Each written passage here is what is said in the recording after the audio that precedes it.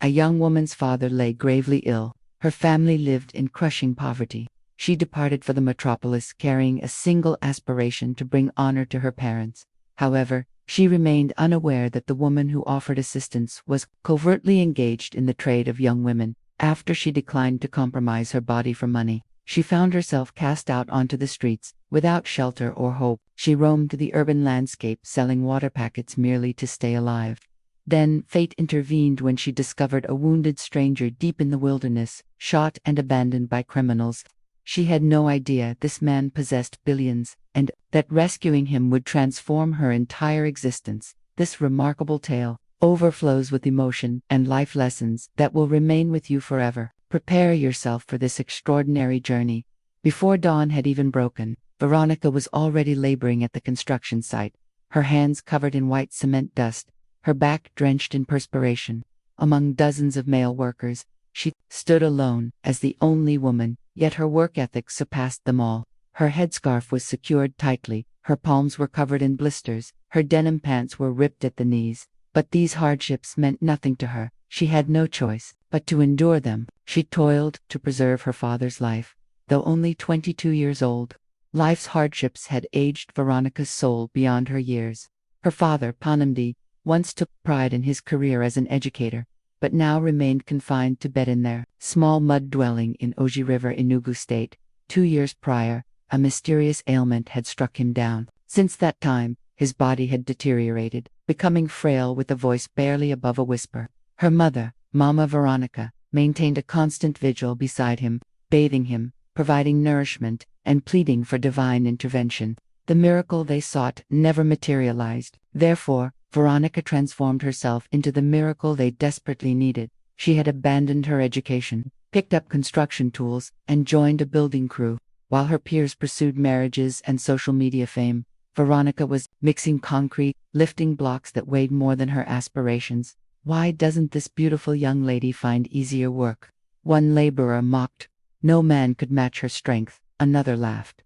But Veronica ignored their comments completely. Every drop of sweat was dedicated to Papa. Every blister represented a sacrifice. Every naira she earned went directly toward purchasing medication and sustenance. That afternoon, as the scorching sun heated the red earth beneath her feet, a black SUV approached the construction site. Its tires created a dust cloud, capturing everyone's attention.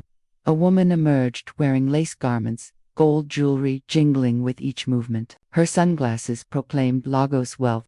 Her fragrance trailed behind her like an aura of power. Madame P, the workers whispered among themselves. Veronica glanced upward, her hand still gripping a cement bucket. Madame P tilted her head, appearing puzzled. Is that young person a girl? She approached, her high heels sinking slightly into the sand. You there, what do they call you? Madame P inquired. Veronica set down the bucket and cleaned her face with her shirt's hem. Veronica ma, female, and you perform this type of labor? Yes, ma. Madame P studied her for an extended moment. You possess strength, I appreciate that quality. And you're quite attractive, even covered in cement dust. Veronica smiled bashfully. Thank you, ma. What would your response be if I offered to transform your life? Veronica blinked in surprise. Transform my life, ma. I reside in Lagos. I operate businesses. I assist girls like yourself. Accompany me. I'll provide you with employment 10 times superior to this. You'll never need to carry blocks again. Veronica's hands trembled slightly. She had never heard such promising words. Do you truly mean it? Madame P nodded affirmatively. I recognize potential in you. That evening, Veronica could barely contain her excitement. She hurried home, her face radiating joy. Her mother was feeding Panamdi porridge when she burst through the entrance. Mama, Papa, Madame P says she'll take me to Lagos. Her mother dropped the spoon in shock. Lagos. She promised me superior employment, more money, no more block carrying. She said she sees potential in me. Her father coughed weakly. Veronica, exercise, caution. She originates from our village, Papa. Madame P helps people. I must attempt this for you, for Mama. That night, sleep eluded them. Mama Veronica sat on the floor weeping silently, her only child, her support system, departing for the city. Papa summoned Veronica close and placed an unsteady hand on her head. My daughter, May you never face disgrace. May the city show you favor. May you return greater than when you departed. Veronica nodded, suppressing tears. I'll make you proud. The following morning, the entire compound observed as Madame P's SUV arrived. Veronica embraced her father tightly. I'll return with money for your treatment, she whispered. Her mother held her, sobbing against her shoulder. Don't allow the city to change your heart. Veronica entered the vehicle. As the SUV pulled away, she gazed through the window and watched her parents becoming smaller and smaller. She remained unaware that the city wasn't welcoming her with open arms. It was preparing to destroy her. The journey to Lagos was lengthy and hot, but Veronica barely noticed. Her eyes remained fixed on the windows. She had never departed in UCHE previously. Every town they passed, every billboard, every towering building felt like progress into a new world, a better world. Madame P spoke very little. She primarily scrolled through her phone and conducted brief, harsh business calls.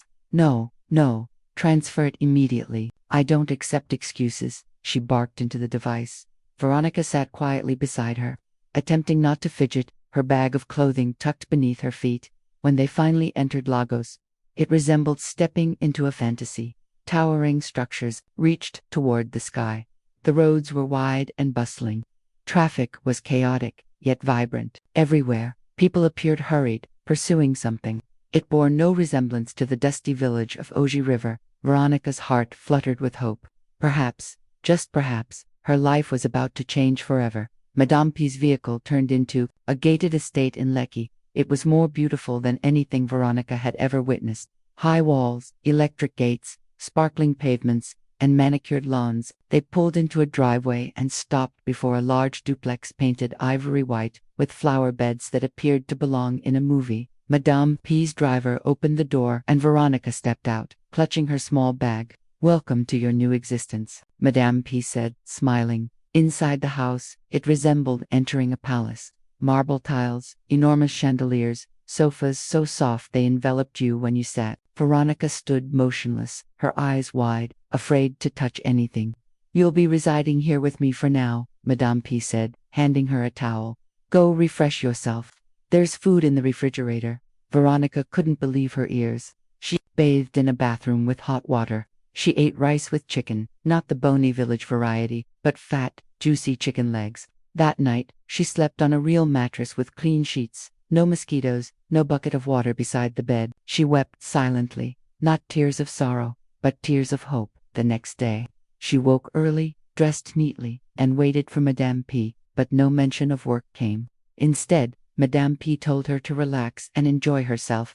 You've been working too hard your entire life. Let Lagos pamper you a little. Veronica nodded, uncertain but grateful. One day passed, then 2, then 4, a week. No work, no explanation. She watched television, browsed the internet, and helped clean the house occasionally, but she grew restless. Each day of delay was another day her father wasn't receiving treatment. One evening, she found the courage to ask, Ma, please, when will I begin the job you promised me? Madame P smiled from her position on the couch, sipping red wine. Tonight. Veronica blinked.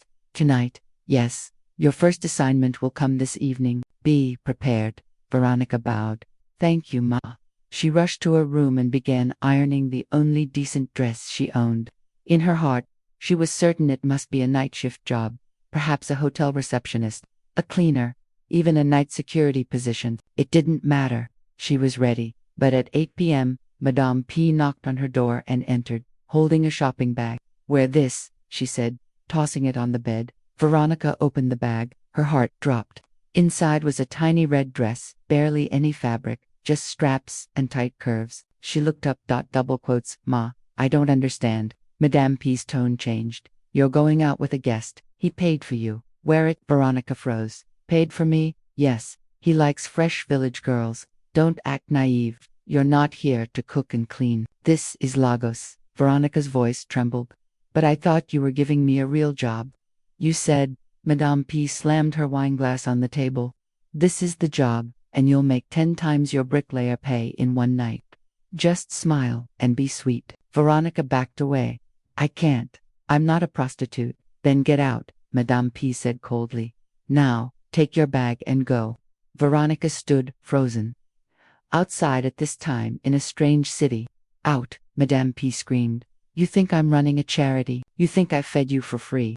Get out before I call security. Veronica grabbed her nylon bag, her heart pounding. No shoes, no money, no idea where she was. The gate slammed behind her. She stood on the dark, quiet street, the lights of Lagos suddenly cold and cruel. Just hours ago, she was full of hope. Now she was homeless in a city that didn't care if she lived or died. The gate slammed shut behind her with a loud clang that echoed through the empty street. Veronica stood frozen on the curb outside Madame P's mansion, holding nothing but a worn nylon bag containing her clothes and a cracked old phone with no SIM card. The street was quiet, save for the distant honks of traffic and the buzz of a nearby transformer. She had no idea where she was. Just hours ago, she was watching Netflix on a soft couch in an air-conditioned room, eating fried rice. Now she was barefoot in the cold night of Lagos, confused, scared, and humiliated. The dress she wore barely covered her thighs. Her braids were loose, her voice trembled. God, what have I done wrong? She thought of her father, sick and waiting. Her mother, believing she was safe. If only they knew their daughter was now stranded, with nowhere to go in a city that didn't know her name. She walked, not knowing where she was heading. One estate security man hissed, "Hey, where are you going like that? Girl, are you one of those women who work at night?" She didn't answer. She just kept walking, hugging herself tightly. The streets of Lagos at night were not friendly, especially to girls like her. Men slowed their cars and rolled down their windows, offering rides. Others shouted suggestive things at her. One man followed her for 3 streets, whispering, "You're finer than all those Instagram girls. Come enter car, let me treat you like queen." She ran. Eventually, she found an empty bus stop shelter and curled herself on the bench. But even that didn't last. Around midnight, a group of young area boys arrived, reeking of alcohol. "Won't this one join us here?"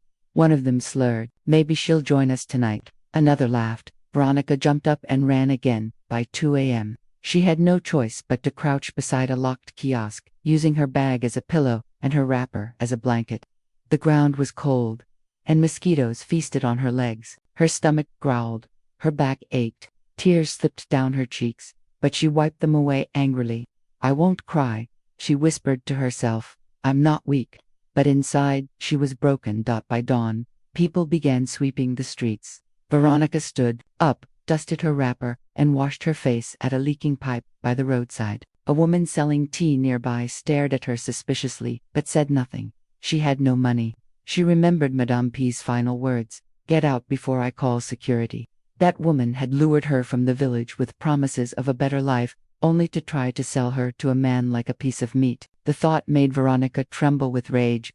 She decided one thing that morning: she would rather starve than sell her body. She began knocking on doors. From one shop to another, she pleaded, "Please, ma, I'm looking for a cleaning job. Anything. I can wash, I can sweep." Most ignored her. Some men told her to come back, but make sure you wear a short skirt next time. One added with a wink. Another man, a boutique owner, seemed nice at first.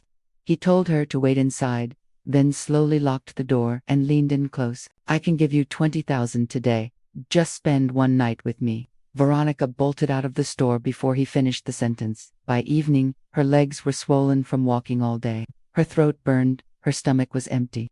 She sat under a bridge surrounded by street boys and beggars. Some of them smoked. One girl was breastfeeding a baby. Another was laughing madly to herself. Veronica curled up in a corner using her wrapper as cover. Ignoring the rats that scurried nearby, she whispered to herself through clenched teeth, "I won't die here. I will survive this. I will make Papa proud. I will." That night, despite the fear, the stench, and the loneliness, Veronica made a vow. No matter how long it took, she would rise. But never, never, would she sell herself to do it. By the 4th morning of sleeping under the bridge, Veronica stopped hoping that someone would rescue her. Hope, she realized, was a luxury, and she couldn't afford luxuries anymore. Her body had grown leaner. Her cheeks no longer held the softness they once did. Her once glowing dark skin now looked dusty and dry from days under the sun and nights exposed to the wind. But her spirit remained unbroken. That morning, she joined a group of street hawkers gathering near a kiosk close to the road. They carried buckets filled with chilled sachet water, known as pure water. Veronica watched them, girls her age, some even younger, balancing basins on their heads, weaving through Lagos traffic, screaming, "Water for 50 naira, buy your cold water." A girl named Chinwe, with quick eyes and a sharp tongue, noticed Veronica standing nearby. "You there, do you want to sell or do you want to beg?" Chinel asked. "I want to sell," Veronica replied softly. Chinel eyed her up and down. "Do you have money to buy water?" Veronica shook her head. Chinye hissed, "Then go find another way to survive." But an old woman selling roasted plantain nearby intervened. "Give her a bucket. Let her try. If she doesn't return your money, curse her." Chinin reluctantly gave Veronica a small bowl filled with cold sachets. "If you sell finish, bring 800 naira. The rest is yours. You spoil my water, you go see madness." Veronica nodded, lifting the bowl onto her head. The first time she stepped into traffic, her hands trembled. Cars honked, bus drivers shouted, conductors cursed. One man laughed and walked away, but not before muttering, "Pride will kill you." But Veronica wasn't proud. She was desperate to keep what little she had left, her dignity. Some nights, the police would come and chase them away, shouting, "Clear this place. You want to turn bridge to bedroom." She'd run with her wrapper and bucket, hiding behind kiosks. Other nights, rain would pour suddenly, soaking everything. She'd curl under an abandoned table, hugging her legs for warmth, whispering prayers into the wind. Still, she sold water by day, and she refused to sell herself by night. Some of the other girls mocked her. "You think you're a saint? Who does sainthood help in Lagos?" She didn't respond, but deep down she clung to her vow like oxygen. One night, after a long day of sales, Veronica sat under the bridge, staring at the sky. The stars blinked faintly through the city smog. She whispered into the air, "God, I know you see me. Don't forget me. Please don't let this be my end." She didn't know it yet, but the very next day, while trying to relieve herself in the bushes behind the highway, her prayer would be answered in the most unexpected way. It was a hot, dusty afternoon. Lagos traffic had backed up for miles, and the sun sat heavily in the sky, burning every inch of exposed skin. Veronica was weaving through the parked cars on the expressway, shouting, "Pure water, cold water, 50 naira."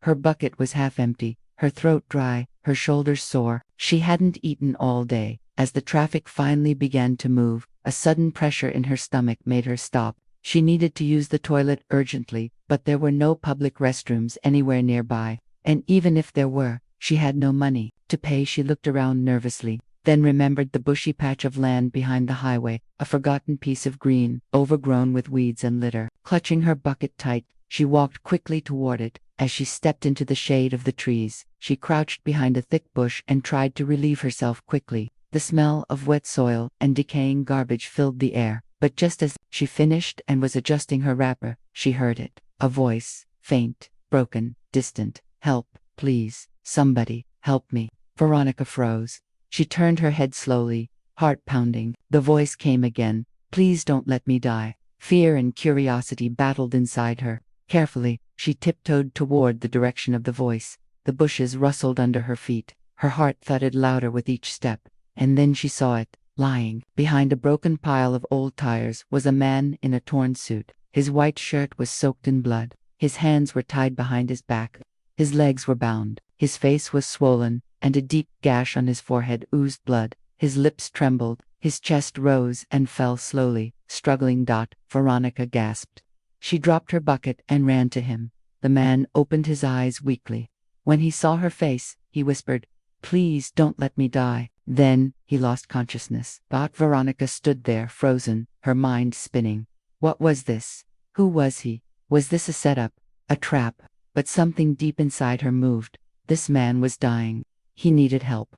Without thinking twice, Veronica bent down and tried to lift him. He was heavy, at least twice her weight, but adrenaline and desperation gave her strength. She dragged him through the grass inch by inch until they reached the edge of the road. Taxis sped by without stopping. She stood in the middle of the road, waving frantically. "Please help me, please." Most drivers honked and swerved. Some stared but kept moving. Then finally, a dusty old cab screeched to a stop. "What is this?" The driver shouted. "Please, sir, I need help. He's dying. Take us to the nearest hospital, please." The driver looked at the unconscious man inside. Hope you will pay me. Oh, I'll pay, I swear. Just go. Veronica helped the driver lift the man into the back seat. She sat beside him, holding his hand, praying silently. Don't die, sir. Please don't die. At the hospital gate, the taximan demanded 1,500 naira. Veronica opened her bag. She only had 1,100 naira, her entire day's earnings. Please, sir, this is all I have. The driver eyed her, then hissed and drove off. Inside the emergency ward, the nurses barely looked up. Is he your relative? One asked. No, but he's dying. Where is his deposit? I don't have any money left, but he needs help. Please. The nurse shook her head. No deposit, no treatment. Veronica's voice cracked. Please, please don't let him die. He was tied up, left to die in the bush. He has nobody. She dropped to her knees. After minutes of pleading, the doctor finally appeared. He checked the man's pulse and shouted, We need to stabilize him now. But sir, the nurse said, we need blood. His type is O positive and our bank is empty. I'll give him mine, Veronica said without thinking. They stared at her. You sure? Yes, take it. Within minutes, the needle was in her arm. Blood drained from her already weak body into a bag. She was dizzy, lightheaded, but she didn't care. This man, this stranger, needed to live. God, she whispered, if this is my purpose, I accept it. An hour later, as she sat on a bench in the hallway, her vision blurred, her head tilted, and she collapsed. Her body hit the floor with a soft thud. The nurse rushed over. The girl who brought him in just fainted. Give her glucose. She hasn't eaten in days, the doctor shouted. And inside the ER, the man began to stir. Veronica's body collapsed like a fallen tree. One moment, she was sitting weakly on a bench outside the emergency ward, watching the world blur into spinning lights and white walls. The next, her vision turned black. Madame, Madame, nurse. A passerby shouted as her limp form hit the cold hospital floor. A nurse dashed over, kneeling beside her. She's burning up. No blood pressure. Pulse is weak. She donated blood just now. A doctor shouted from the ER, give her IV immediately. The nurses lifted Veronica gently and laid her on a gurney, wheeling her into a separate ward. They inserted a drip into her fragile vein. Her skin was cold, her lips dry, her heartbeat faint.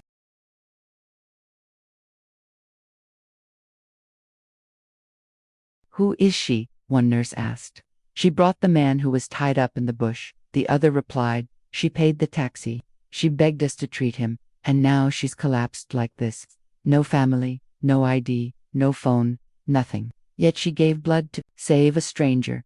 Who does that in Lagos? Meanwhile, in the emergency theater, the man she had rescued, the one she had dragged through the bush, paid for with her last naira, and given her blood to, finally opened his eyes. The ECG beeped steadily. His eyes blinked slowly, adjusting to the harsh lights above. His throat felt like sandpaper. He tried to speak, but it came out a rasp. Water.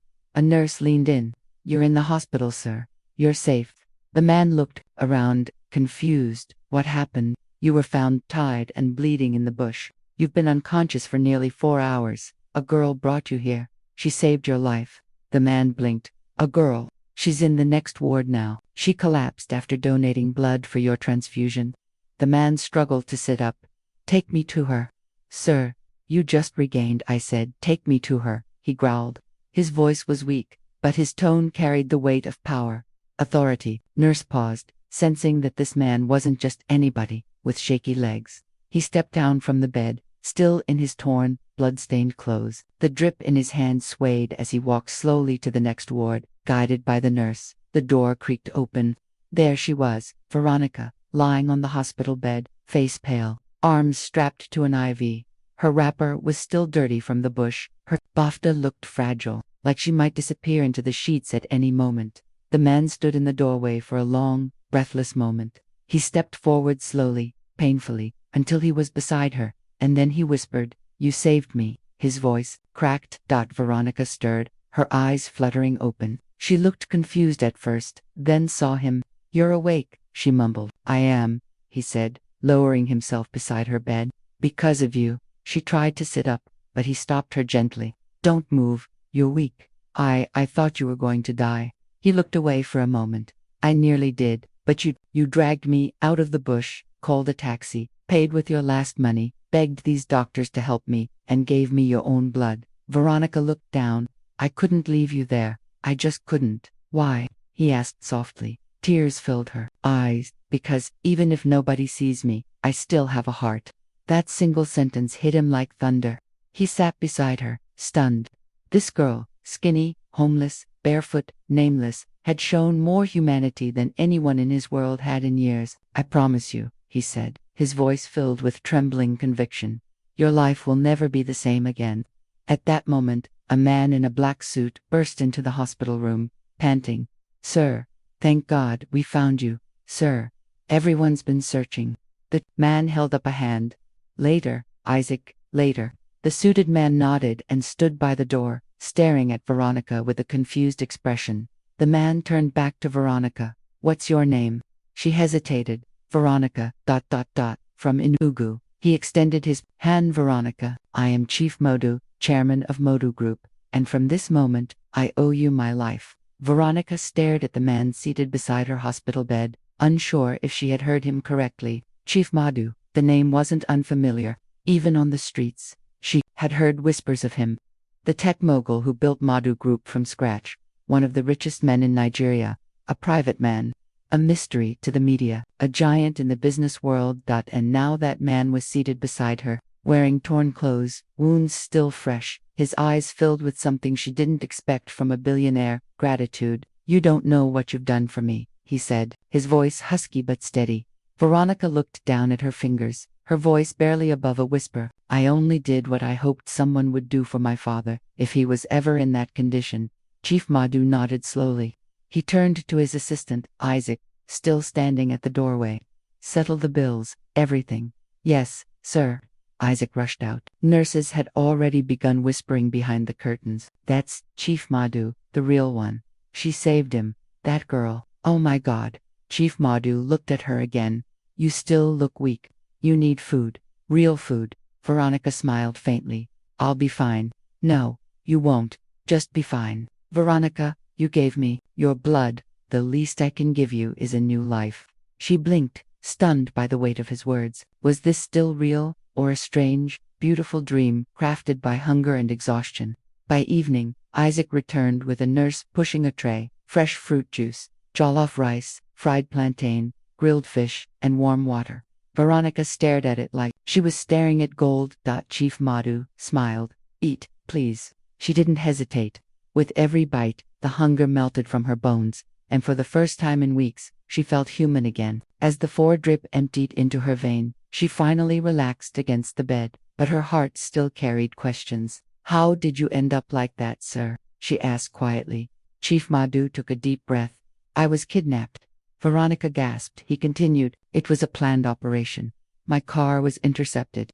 My driver, gone. I was blindfolded and taken to an unknown location. They beat me for days. Demanded 50 million naira. Did you pay? He nodded. Isaac handled it. They got the money. But after receiving it, they decided to kill me anyway. Said I was a risk. They drugged me, tied me, and dumped me in the bush to die. Veronica's eyes widened. They left you like that. They thought I wouldn't survive. And honestly, I didn't think I would either. Until you showed up. She was quiet for a long moment, then said, You were meant to live, sir. God still has work for you to do. He looked at her carefully. And maybe you are part of that work. She shifted in bed, unsure how to respond. Moments later, a team of private security men arrived. Chief Modu stepped outside to speak with them. Isaac stayed with Veronica. The young man looked at her curiously. Do you know who you really saved? Veronica smiled weakly. I'm beginning to understand. Isaac lowered his voice. Chief Modu is not just rich. He's powerful, connected. People died to get close to him. And you dragged him out of a bush with your bare hands. Veronica looked away. I didn't do it for money. I did it because it was right. Isaac nodded slowly. And that's why it matters. Soon, Chief Modu returned, now changed into clean clothes brought by his team. Still simple, but sharp. He looked like the man from the headlines again. He turned to Veronica. Get ready. Tomorrow we leave the hospital. You're coming with me. Veronica's eyes widened. Sir, I can't. I don't even know what to. He held up a hand. Just say yes. She looked at him, speechless, tears welling in her eyes. Yes, she whispered. That night, as she lay in the hospital bed, she couldn't sleep. Not because she was scared, but because for the first time in a long time, she was no longer afraid of tomorrow. The next morning, Veronica was discharged. She wore a simple floral gown Isaac had bought from a boutique the night before, along with brand new slippers. Her hair, still rough and uncombed, was tied into a bun. She looked like a girl still catching up with herself, but there was now a new light in her eyes, a quiet flame of hope. Chief Madhu was waiting at the hospital entrance with his personal security team and a sleek black Range Rover. When Veronica stepped out, he opened the car door himself. Let's go home, he said. Home. She didn't understand what he meant until they arrived. The car pulled up to a sprawling white mansion in Ikoyi, surrounded by high marble walls, security cameras, and a polished iron gate that opened automatically. A lush garden spread out like a royal court with trimmed hedges and golden fountains. Veronica sat frozen as she stepped out of the car, clutching her small nylon bag that still held her only 2 old wrappers. She couldn't believe her eyes. The house looked like a palace. A maid dressed in uniform opened the glass door and bowed slightly. Welcome, sir. Welcome, madam. Madam. Veronica's heart skipped. Inside, it was even more surreal. Crystal chandeliers hung from the ceiling. The floors were imported Italian tiles that reflected her bare feet. Paintings lined the walls, and soft music played in the background. This is your house? She asked in disbelief. Yes, Chief Madhu said with a small smile. And it's your home now, too. Veronica turned sharply. No, sir, I can't live here. I'm not. You saved my life. That is not a debt I can repay with mere words. But, no buts. You will rest here. You will be safe. You will eat and sleep in peace. It's the least you deserve. Her eyes burned. She had never been in a house with a working ceiling fan, let alone one with air conditioning and imported art. A maid guided her upstairs into a guest room. The room was larger than her entire family's house. A king-sized bed with white silk sheets, a bathroom with a hot shower and rose-scented soap, a vanity with lotions she didn't even know how to pronounce.